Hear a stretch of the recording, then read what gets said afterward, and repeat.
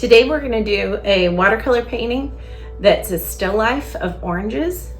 I am starting with a gessoed cradled board, and you can buy them pre-gessoed or you can get a wooden board and put the gesso on yourself.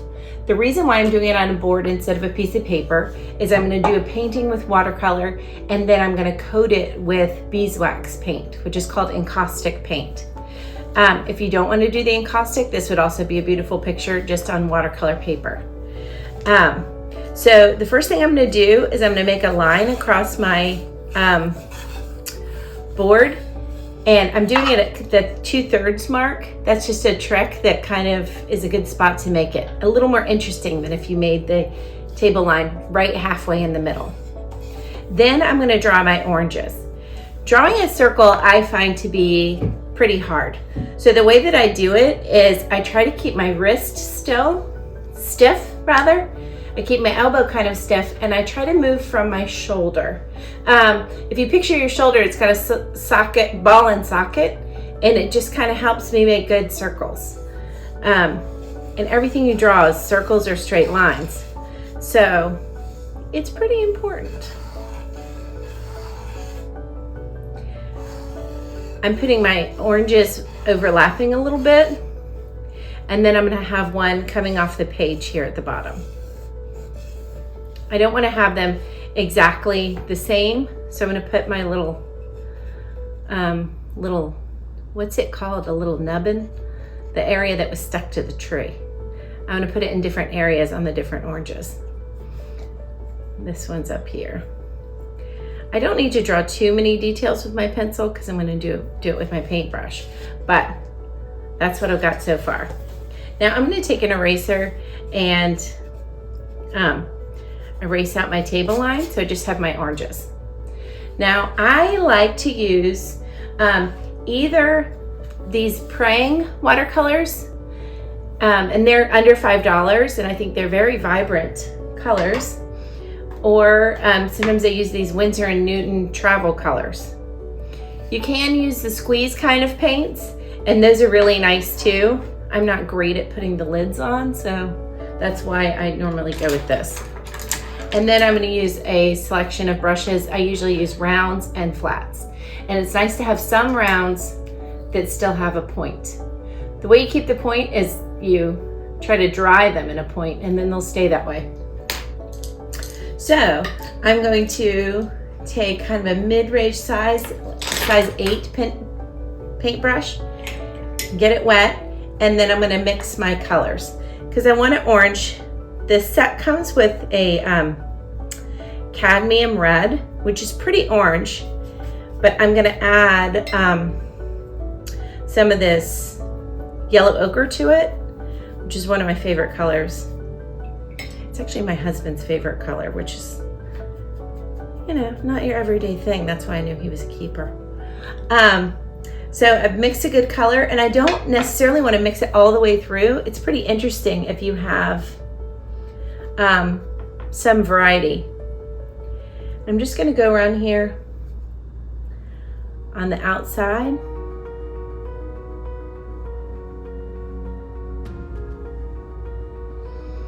And then I shake out a little bit of my the pigment into the water, and I just take pure water and pull it in.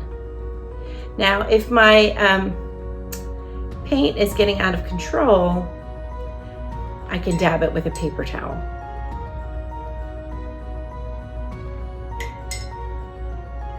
I'm going to try to leave a little bit of a blank area, white area in the center. I can always make it darker, but with watercolor, the trick is to leave some of the white of the page. Now, if you're doing it on a gessoed surface like I am, the watercolor behaves completely differently than it does on a paper. And it just takes a little bit of getting used to. It's more like painting with acrylic. It's kind of, the gesso is like primer on a wall. It gives it a little bit of a tooth to grab onto, so it doesn't soak into the page as much. And then if I've got a little area I'm not crazy about or it's too wet, I use the corner of the paper towel and that soaks it up. Now I'm gonna let that one dry and then I'm gonna add a little more layers. I'm gonna add a little more yellow. And I'm gonna do that to all my oranges. I want them to look individual. So I'm gonna kind of look back at my original orange, and sometimes I'll kind of squint at it to see the lights and darks. On this one, I've got a lot more wrinkles here on the top part. So I'm doing that, and then I'm also going to do the same thing where I make the outside a little bit darker, and then use water to bring it in towards the center.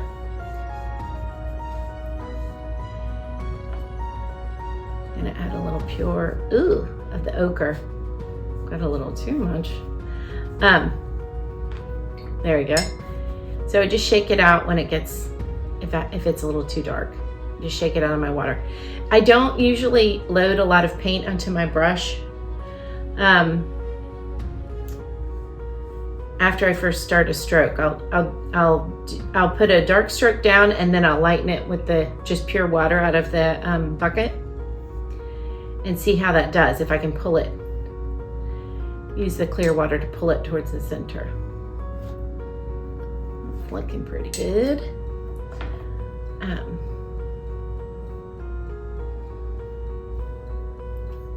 This is, in college we had to do still lifes. I mean, probably for a year. And we studied Cezanne. Cezanne was the father of modern art. And he would do still life paintings, and but he would arrange things around, and he was more interested in just creating an interesting composition than in making something look totally realistic.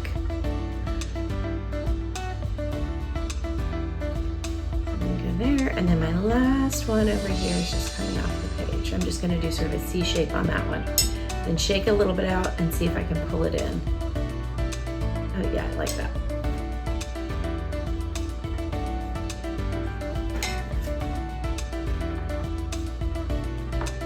Now I'm gonna go back to the second one, needs some more darks. It's got a area of darker right here.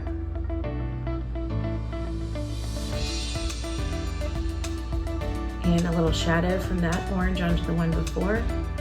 I actually need to move that there so I can see it, the way the shadows go in real life. I try not to use black when I'm doing watercolor.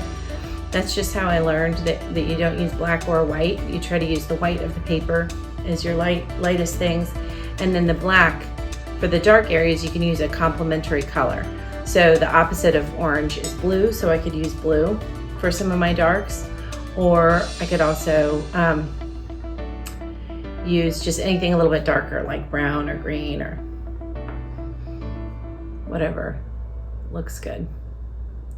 So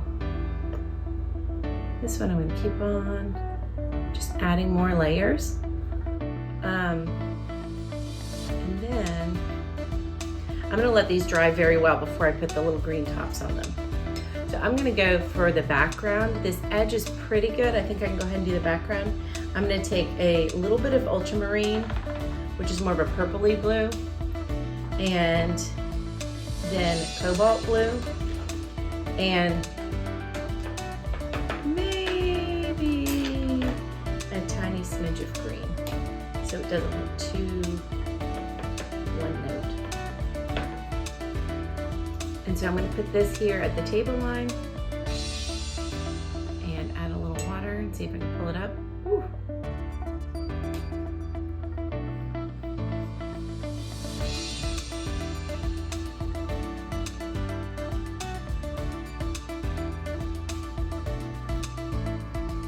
And I'm making because I'm going to cover this one with beeswax, I'm making my colors a little bit more vibrant than I normally would, because the beeswax is going to add a yellowish, kind of a muted tone over it. So it can take away a little bit of the brightness. So that's why I'm making them a little garish, perhaps, but I think it's gonna work out in the end. And then I'm going to take the same color, maybe I'll add a little bit of alizarin crimson to add a little bit of purplish color, and I'm going to make shadows underneath each fruit. So I'm going to look back at how they are, because there's multiple light sources in this room. I have a shadow coming out like this, and then there's a second shadow coming this way. And you can draw that first with a pencil if you'd prefer. A little bit of mix. This one's here.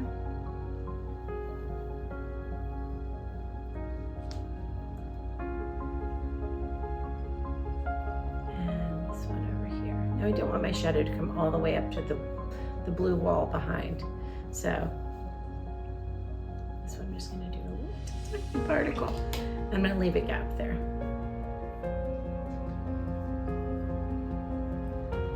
I bled a little bit. The watercolor, I mean, the nature of it is to be runny and look like it flows and looks like it wasn't misery painting it. They're supposed to look fast and kind of happy. So where I've got some accidents, a little orange went into the background, a little blue in here. I think that's actually going to work for me. So I'm going to keep them and try not to stress about it.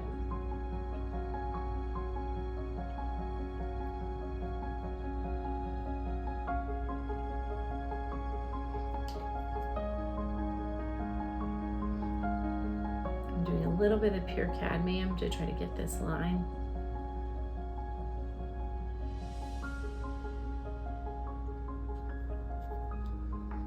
And then if you're really impatient, you can hit it with your hairdryer, and then you can go ahead and jump onto the next part. I'm gonna use a little bit of this yellow green here, and I'm gonna add some yellow. And I'm gonna go ahead and make my little tiny leaves. That's so cute. And this one here.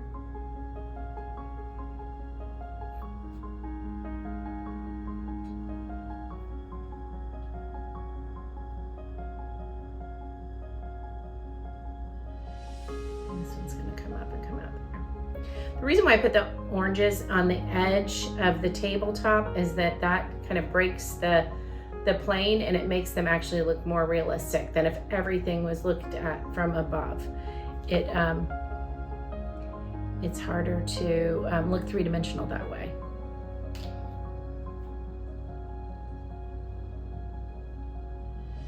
Just adding a little green on that one.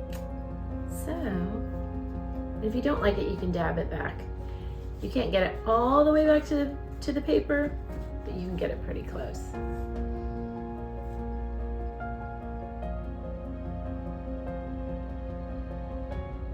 Ooh, I like it. That really helped. And then if it's got a dry area, a too wet area, you can just maybe let it dry for a second. And then it won't be working on wet on wet. You'll be working wet on dry, which is much easier to control.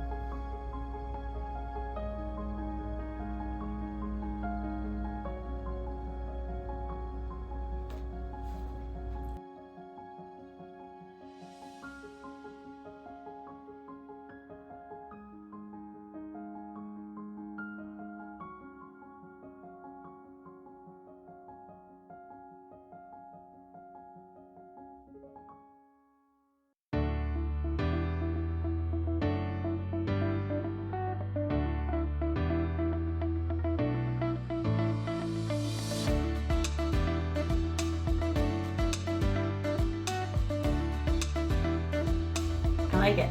I'm gonna let this dry for a little bit and then move over to the Encaustic beeswax. My painting has dried, and now is a good time. If you want to sign your painting, sign it before you put the wax on. Once the wax is on, it's on. So traditional signatures and watercolor is with pencil. So I'm just gonna sign my name in the bottom right hand side of my canvas board, brush board, and dot the I. Now, I'm going to take this Encaustic medium, which is beeswax and damar resin. Now, I'm putting it into a hot plate that I got on sale at a big box store because it didn't have a lid, but I don't need a lid. And then I've got a tuna can. That's free. And I just put a little bit in here. I'm putting it, you can just put it everywhere, but keeping it in the tuna can helps contain it. And then when you work with multiple colors, you'll have tons of tuna cans for working with it. On this, I'm just gonna make it clear. So I stir it up a little bit. I've got my hot plate on. And once these little nibbly bits get smooth, then I go ahead and put it in there, my brush. Your brush is gonna be ruined, so don't use a nice brush. But it's good to use a brush that's good enough that the bristles won't come out, because it's kind of gross when there's hair stuck in wax. And I'm just gonna paint. It doesn't matter if you want it in one direction. Sometimes I make it really perfect in one direction. Sometimes I do it in different directions. You're gonna, after you paint the wax on, you're gonna melt it a second time. It goes on melted and then you fuse it. And I don't know why, but that's what you have to do to make it really bond with the medium and the substrate, whatever you're painting on. Now, encaustic was first started by the ancient Greeks, and they would use beeswax to seal their ships. And then they started adding pigments to it because humans are always doing stuff like that, making things cute. So they fused it with the sun, I'm sure. So you don't have to fuse it too much, but you can just get it a little melted, and that helps it all kind of bond together. So I'm done there. Put my brush up here, and I'm gonna get a heat gun.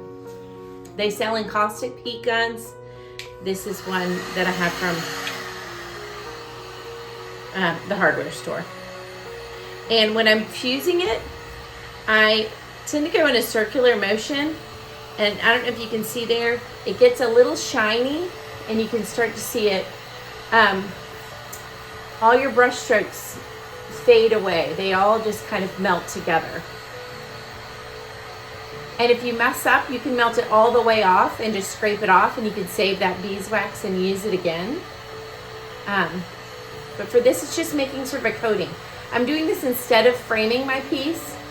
Encaustic is a great sealant. This is what's on the cover of ancient Egyptian burial tombs. So it really lasts. It does take a year to cure. So over the period of the year, while it's curing, sometimes the wax will do something called bloom. And you'll look at your picture and it looks a little bit faded.